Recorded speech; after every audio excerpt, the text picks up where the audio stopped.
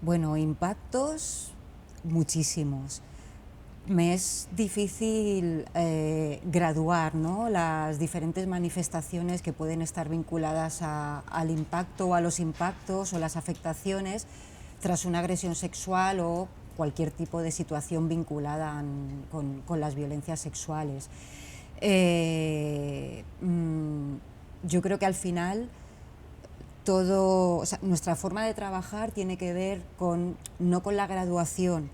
de situaciones y también después de las posteriores afectaciones que puede haber de las consecuencias, sino en lo que es la retroalimentación tanto del previo, que es toda la parte de situaciones de violencias, en este caso violencias sexuales que puedes vivir, como también en la parte posterior, ¿no? Es como no hay una relación lineal entre una situación concreta de violencias sexuales y su impacto, sino que al final una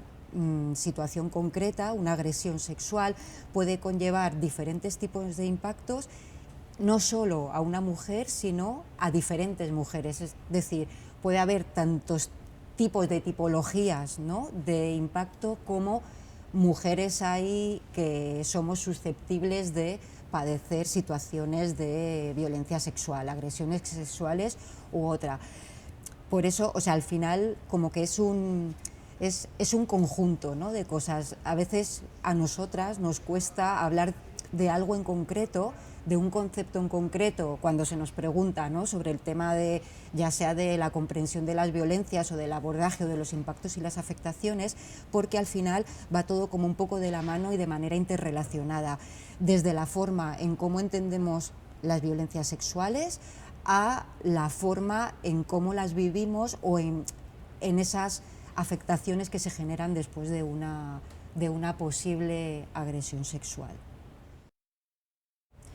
Sí, claro, podemos encontrar desde miedo, ansiedad, ¿no?, tema de silencio, que ya de por sí es invisibilizador, ¿no?, al final, eh, incluso agresividad, ¿no? Hay un montón de afectaciones. Para mí, si tuviese que elegir ahora mismo alguna cosa en concreto, sería el impacto colectivo hacia todas las mujeres. Parece que a veces nos centramos mucho, también como es lógico, no puede ser de otra manera cuando estamos en procesos de abordaje y de recuperación, en afectaciones como muy concretas que surgen, como las que te acabo de decir, que podemos un poco identificar, ¿no? O tema de estrés postraumático, o sea, todas aquellas cosas que sí que van saliendo y parece que como dejamos un poco de lado, ahora es verdad que cada vez más está saliendo más a la luz, el tema del impacto colectivo que tienen todas las mujeres, ¿no? Como el castigo que marca la violencia sexual a nivel social no va dirigido solamente a la víctima o superviviente que en ese caso padezca una agresión, sino que es un aviso a navegantes, ¿no?, para el resto de mujeres, para que sepamos un poco qué es lo que podemos hacer, lo que no podemos hacer, por qué sitios podemos andar, por cuáles no, que además está pleno de estereotipos asociados al género y asociado también a las violencias. Pero ya te digo, me sería muy difícil, o sea, hablar solo de una cosa, pero ahora mismo se me ocurre que si tuviese que hablar de algo sería de esta parte del impacto colectivo que va hacia todas nosotras. Para mí sería súper importante el tema de la desmitificación, que además tiene mucho que ver con las afectaciones y el impacto del que luego hablaremos. Parece que si no cumples unos requisitos X que te posicionen como víctima de una situación de violencia sexual, entonces ya no tienes que ser identificada como tal. Entonces, esa parte, o sea, creo que habría que intentar desarrollar una sensibilización y una formación en desmitificar todo lo que tiene que ver con las violencias sexuales,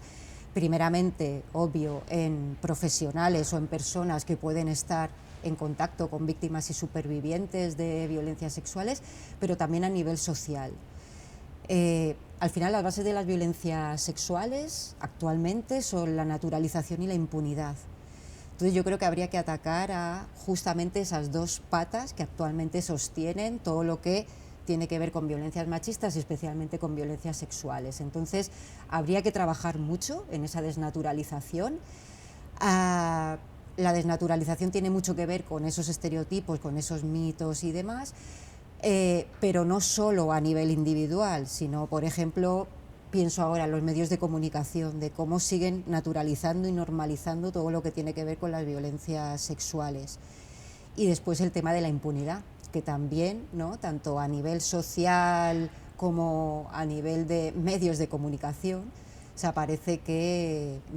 resurge, ¿no?, esta parte, y que es como muy difícil quitar esa parte de impunidad a las personas que están cometiendo estos actos, ¿no? O sea, conocemos casos de personas famosas que se han visto envueltas, ¿no?, en la comisión, han cometido algún tipo de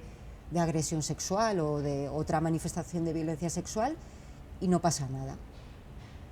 Y no tenemos que centrarnos solamente, por ejemplo, en una agresión sexual mitificada también, como conocemos, ¿no?, de una violación o tal, sino un discurso, por ejemplo. Acabamos de ver hace relativamente poco como en un equipo de fútbol hay un entrenador que está alentando, o que en su día, ¿no?, lanzó un mensaje para alentar la agresión sexual a mujeres, y que, bueno, desde el propio club de fútbol se dice que hay que diferenciar la persona del profesional, ¿no?, que dice esas afirmaciones. Todo eso al final lo que genera es una mayor impunidad a nivel social, que sigue naturalizando y perpetuando todo lo que tiene que ver con las agresiones o con cualquier otro tipo de manifestación de violencia sexual.